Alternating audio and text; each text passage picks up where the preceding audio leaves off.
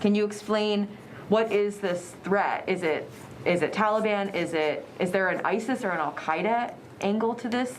Yeah, look, I think you can understand, Courtney, why we're not going to get into specific details about the threat environment or what our intelligence is giving us.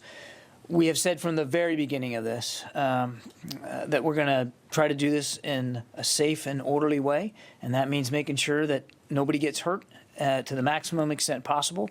So what you're seeing out of our State Department colleagues, I think, is a prudent notification to make sure that that whatever movement there is to the gates from outside the airport is done as safely as possible, and that people have the information they need to make the best decisions for themselves going forward. So I do understand the question and the interest, but I hope you understand that we're going to be very careful about what kind of extra context we're going to put out there in the information environment. There was a crowd threat that led to the evacuation via helicopter on Thursday of some Americans from right near the airport. So I guess what we're trying to figure out is this just there's large crowds and it's difficult for Americans to get there, or is there actually a threat against the airport? Again, I'm not going to get into specific threat assessments. The situation in Kabul and the whole city is fluid and dynamic, and you have seen the images over the last 24 to 48 hours yourself of the situation outside the perimeter of the airport, and it changes. It changes almost by the hour, and it changes in locations around the airport. It's very, very fluid and dynamic. And so, and I don't want to speak for the State Department, obviously, but like our military commanders, they are going to make decisions in real time about what's in the best interest of innocent civilians that have need to get to the airport, and we want to get inside the security gates. We're just going to this will change, every day. There'll be modifications to our assessments of the security environment and what we think is in the best interest of people. Can I ask you one other that's not related to this? Is there's some reports that of Afghan military and maybe some others who are rising up against the Taliban, particularly some in the north. And I'm wondering if there's been any request for U.S. military airstrikes to support them, and if so, is that the kind of thing that the U.S. military would engage in? I don't want to anticipate or talk, as you know. Okay. Yeah, I mean, I don't know how much they're... But we continue to maintain the current capability that we've had on the ground and in the air since we began operations. And the only thing I'd add, Court, is the mission hasn't changed. The mission of the United States military in Kabul is to secure that airport, keep it secure, conduct, manage, and lead air operations so that we can continue to move people out. That's the focus of the military mission. But a week ago, there was a mission to support the support the Afghan military with airstrikes. So, I mean, and that was supposed to continue until August 31st. So it stands to reason, I know the situation has changed a lot in the last week, but it stands to reason that the U.S. military would still have the authority, if not to carry out strikes if requested by the Afghan military. But I guess at this point they have not been requested, is what we're told, right? Well, the general said there's been no request. I just want to stress that the military mission that we are executing now is a non-combatant evacuation operation. That is what we're focused on. Thanks. Tara. In the last 24 hours, two Taliban leadership have named the Haqqanis in charge of securing the streets of Kabul and the city of Kabul. Has that been part of the changing situation on the ground and making it less safe for Americans to try and travel to the airport? Again, I'm not going to detail the threat assessments and what the intelligence is saying in there. It is very fluid and very dynamic. What I would tell you is that we continue to have regular communication with Taliban leaders there in Kabul, particularly those that are manning or in charge of the checkpoints around the airport. That communication and deconfliction occurs. That has not changed. Is the concern that while there's ongoing communication with Taliban near the airport, that there's a lot less visibility the farther you go out into the city, and that's possibly where there might be threats of kidnapping, or is that what really we're trying to avoid here? There's a whole panoply of security concerns that we have. And again, to my answer to Courtney, this is a non-combatant evacuation. That's what we're focused on. And so the idea, as the general very clearly indicated in his opening statement, is to get as many people out as we can, as fast as we can. And so that's what the focus is. And clearly, in being able, in trying to accomplish that mission, we're taking in a whole wealth of information about what the security environment looks like. But our presence is there at the airport. The mission is there at the airport, and that's the key focus. Is there a sense, though, that the window of opportunity here is closing, and closing maybe possibly quickly as the security situation on the ground? I think we've been very honest about the fact that that we know that we're fighting against both time and space. That's really that's the race that we're in right now. And we're trying to do this as quickly and as safely as possible. I'm not going to speculate about whether windows are closing or opening. We're focused on accomplishing this mission as fast as we can. Yeah, Lucas. John, 2 days before Kabul fell, you said from that podium, quote, "The city is not right now in any imminent threat environment." How could you get that so wrong? In the moment that I said it, Lucas, it was true. And I understand. I've seen the reactions out there on social media to what I said. Surrounded with Taliban. In the moment that I said it, based on what we knew at the time, it was a true statement. And yes, 2 days later, things dramatically changed. I readily admit that. Things moved very, very quickly, Lucas.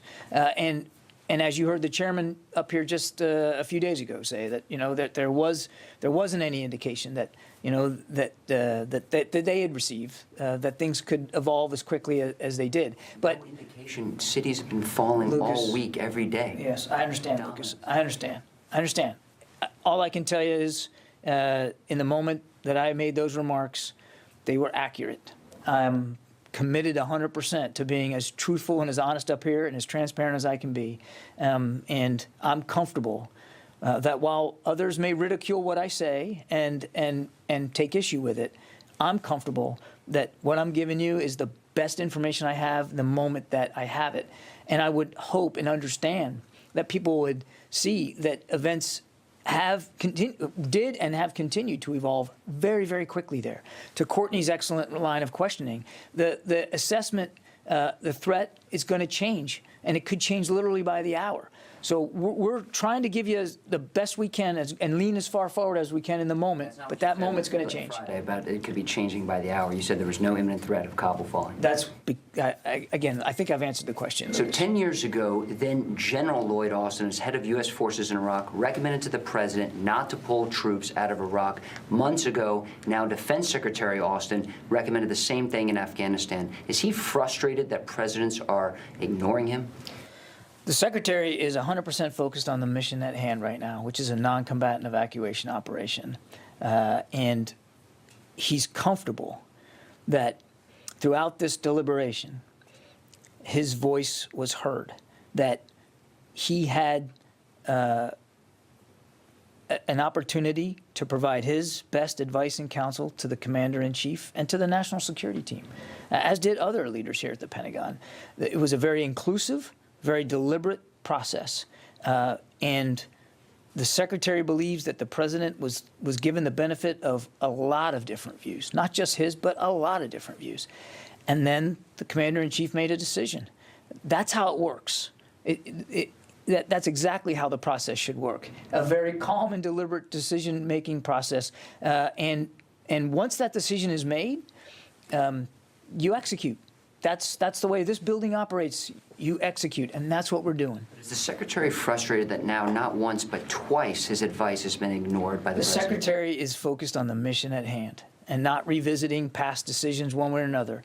You give your advice, and a decision is made, and you follow that decision. An order is given, you follow that order, and that's what we're doing. And as you heard the Secretary say, just after the President announced his decision in mid-April, that he fully supports that decision. He's been very clear about that. Has the Secretary thought about resigning? No. One factual question, how many of those 17,000 are American citizens? And have there been any further outside the wire operations by U.S. military? I do not have a breakdown of how many of the 17,000 are Americans. And there, to my knowledge, since you and I last talked yesterday, there have been no additional operations, as you put it, outside the wire, outside the security perimeter of the airport. But look,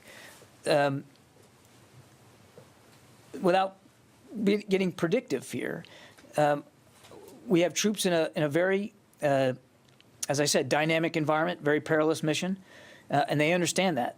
And they also understand why they're there, which is to help people.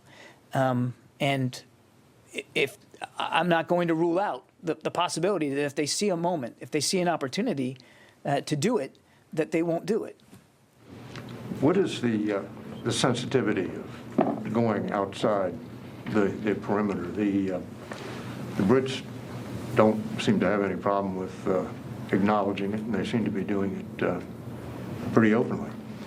I saw a British soldier quoted as saying they were conducting joint patrols with the Taliban. Is there something restraining U.S. forces from going out and getting people? You want to take it? Yeah. Jenny, want me to clarify on the numbers? Just going back to, I think, your first question, you talked to, just can you give me the question again? You asked. Question Yeah, the 17, numbers how question. many of the 17,000 Okay. are American citizens? I think I can help with that, John, on the numbers of the American citizens. Is that what you were asking? Yeah. Okay. Total number of American citizens? Yeah, that's about approximately 2,500 is 2,500. what's Okay. reported, yes. When you talk about the operations, I'm not familiar with, remember, as we look at the joint and coalition of what's operating on HKIA, those British forces at the gate are part of the entire HKIA or Kabul, security zone. So those patrols you're talking about, I don't have knowledge of people going outside the wire as you speak of patrols. What we do see, both the British Marines that are on those gates are conducting what we'd call those local security operations to continue the best they can to make sure they're safe, that all of those, the large crowds that are there are trying to continue to ensure there's,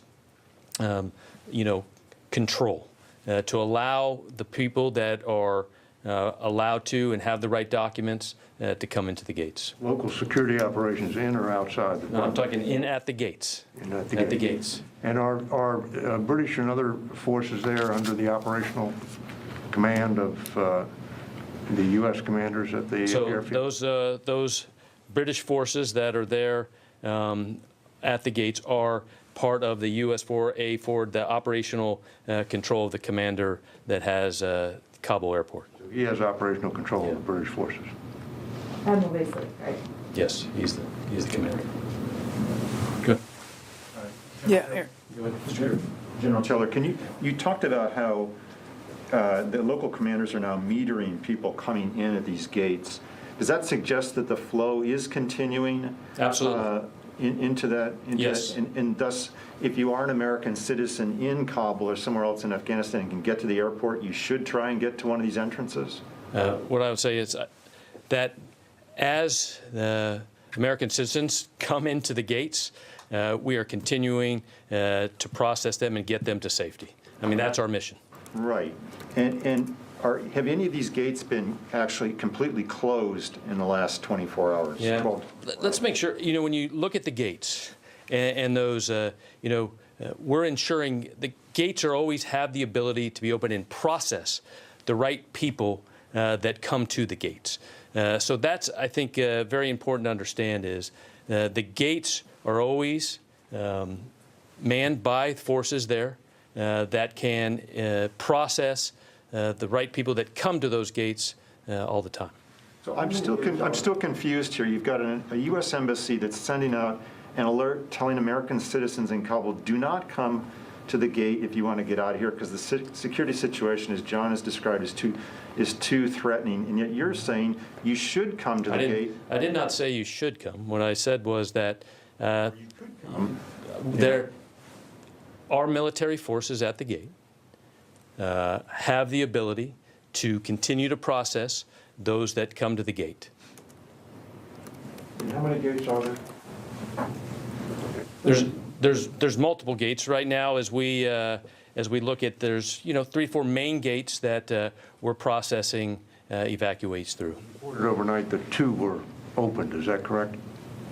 2 additional gates. When you say through additional gates, I don't have that report of 2 additional gates. Okay. Let me get to the phone a little bit more. Idris. Hey, John, thanks. So just wanted to confirm, over the past 12, I guess 24 hours, how many gates have been closed, and have they been for long periods of time or short?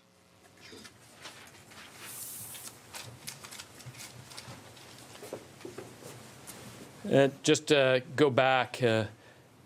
Those gates are open and closed as required. There's been short durations throughout the last 24 where gates have been closed to allow the proper people to come in and out of those gates. Okay, let's see. I need to forget. Kelly from Nexstar.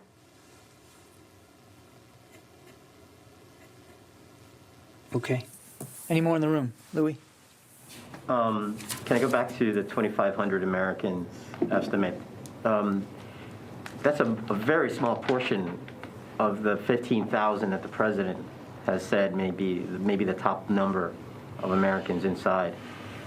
Are you making efforts to try to bring more Americans in? I know you're cautioning them to be aware of the threat environment at the gates, but at the same time, how do you get all those and that many Americans into the airport if there really are that many Americans in the country? Well, I think you've heard us say before we don't have a perfect figure of how many are in Afghanistan, let alone Kabul. And as the general said, if you're an American and you're at a gate, you will be let in that gate.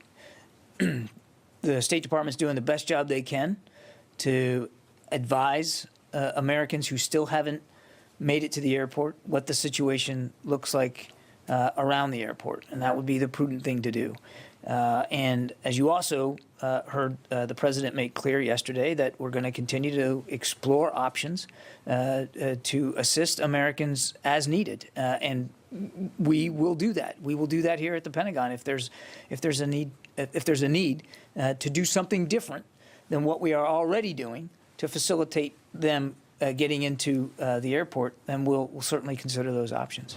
Is there a separate advisory that goes out to Afghan nationals who have the visas in hand? I mean, are they too being told, the moment, the threat dynamic is dynamic. I mean, this threat situation is dynamic right now. Yeah. Be aware. I mean, are they getting similar messages? I would have to refer you to the State Department. My understanding is that there is that there's ways to communicate to that population, but how that's done, that's not a DoD equity. I wouldn't be able to speak to that with any great clarity. Tara? Since the mission with the 3 Chinooks that rescued the 169 Americans, have there been any other airlift rescue operations? And is that maybe a way that other Americans who are still stranded might be able to get to the airport? No, and I won't speculate about potential future operations going forward. Taylor, question for you. You talked about the throughput and increasing the throughput of Afghans. Can you talk about the different bases that are opening up, and how is that sorting done? How did 3 aircraft go straight to Dulles and then go straight to Bliss, and then some go to Germany? How are those decisions being made? So as flights are manifested, meaning the roster that's put together at HCI of who's on those aircraft, then a decision's made of where that could go to. Let's say some flights were going into Qatar to take so there, so that Afghans could then be held there, temporarily, and then waiting for other flights to go. So what we're trying to do is keep the airflow that's in the theater, right, from having to go far, that continue to drop people off to allow other flights to take from Qatar forward to, for instance, into Dulles. So, it depends on how many folks we have. Is it a full flight of SIV? Is it other Afghans? Is it, Americans? So that is just extremely dynamic. With TRANSCOM and the commanders, as those manifests are done, they make those decisions, on the spot. So is the idea that only SIVs have been fully processed are going to be coming into the U.S. for now, or will there be a situation where any of the Afghans that are evacuated will be brought onto bases and then work through the system once they're here? So what's very important that we will continue to do is the full screening and vetting process that takes place from the beginning all the way to making a final decision of where somebody goes. I know we will continue that. And then going back to right now, the guidance is, and will continue, is to continue to increase our outflows to make that happen. General? Yes. Is the American flag flying at the airport in Kabul right now? Yes. There's some talk from veterans, people who have served in Afghanistan, that the U.S. Embassy, which cost over nearly $800 million to build, why was that closed and the flag taken to the airport? Shouldn't the flag come down last from an embassy when conducting an evacuation?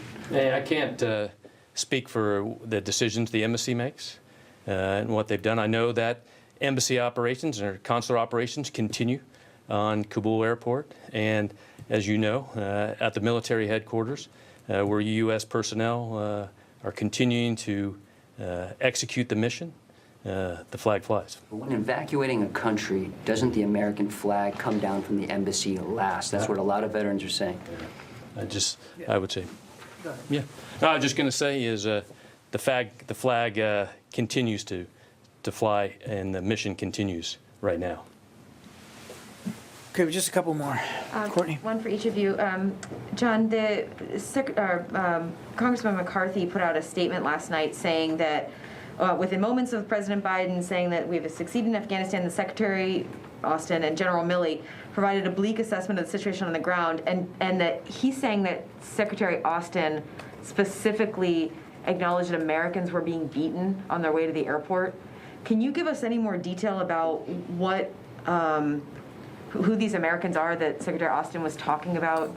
Courtney, we've actually been talking about this for several days here at this particular podium. We know of cases, a small number that we know of. And we don't have perfect visibility, but we know of a small number of cases where some Americans, and certainly as the Secretary also said in that statement, Afghans that we want to evacuate. It wasn't just Americans that he talked about, have been harassed and in some cases beaten. We don't believe it is a very large number. And in a matter of fact, the numbers would indicate, and I've said this before, that most, by and large, most Americans who have their credentials with them are being allowed through the Taliban checkpoints and onto the gate and into the gate and onto the airfield. So by and large, most Americans are having no problems that we're aware of. Now, I have to caveat it, and I'll do it again, and I've done it every day. We are aware of sporadic cases where they aren't being allowed, where there is some harassment going on, and yes, some physical violence has occurred. And as the Secretary has made clear, and he made clear in that phone call, that's unacceptable. And Admiral Vasey has made that clear to the Taliban commanders that he's talking to, that it's unacceptable. But what I'm wondering is the cases that the Secretary was talking to the members about, were those occurring yesterday? I mean, are these recent, or are we talking about cases that were over the course of the last week? We have been made aware of this. I mean, more cases since the U.S. started talking to the Taliban and telling them not to do it? I don't have an exact breakdown day by day, Courtney. I mean, we've been in touch with the Taliban for quite some time. I think over the course of the last week, and we've certainly made our concerns known. And I think equally frustrating is the fact that what appears to be happening is that not every Taliban fighter either got the word or decided to obey the word. And I can't speak to Taliban command and control, but by and large, and for the most part, Americans with their credentials are being given the passage they need through the checkpoints and are getting onto the field. Again, security conditions permitting. And then just one more for you, General Taylor. There were some reports overnight on social media, including some pictures showing empty C-17s flying out, some passengers saying that they were virtually empty when they were leaving. Is that the case? I mean, do you have any sense of, are some aircraft leaving Kabul Airport relatively empty without evacuees, and if so, why? Yeah. First, that flight cycle continues, and what the commanders on the ground know is to continue to evacuate and ensure everybody gets out as fast as possible. What we don't know is maybe on that situation, what I'm not aware of, that exact flight might have had a different mission to do something else. So I can't answer that. But what I do know, as you've seen in our throughput, is we are getting those that are ready to fly, that have been fully screened, ready to fly on aircraft and moving to onward destinations. But the 3,800 that you mentioned in your opening statement, those are including the 32 charters that went out and other. That's correct. Do we know how many of the 6 U.S. military C-17s, do we know how many people were on those by any chance? Approximately 1,600. Thank you. Okay, last one, Eric. No, Lucas. Let Eric have a follow-up. Of course, Eric. General, the 17,000 have been evacuated. Do you know roughly how many have gone to that initial way stop, whether it's Qatar or now, as we learned yesterday, the UAE and Bahrain also took some of those initial flights? And is the Qatar facility essentially full up at this point? You're going to have to permanently transition to some of these other intermediate way stations? No. So, as you remember, as we talked about the number that continue to move, I just want to talk about Qatar, specifically. There was time period yesterday where we delayed flights going in there to allow other flights to leave to ensure that the current capacity that Qatar, which was really well done there to continue to build that capacity so fast, to allow those flights to depart before we bring flights in. And now that we have Ramstein open also, like I mentioned earlier, that will allow us today in the next 24 is the plan to assess to get back into numbers that we saw the day before and moving them out. Okay, thanks everybody. Quick one. We have to get going, Has the terrorist Lucas. threat against the United States increased since the Taliban took over the country? Are you briefing tomorrow? Hey, I'm Rob Finnerty. Thanks for watching. If you enjoyed this video, please join the conversation in the comments below. Don't forget to subscribe, too. Hit the bell icon to be alerted to breaking news. And remember, there's a whole lot more on Newsmax TV, America's fastest growing cable news network. Newsmax TV, we're real news for real people.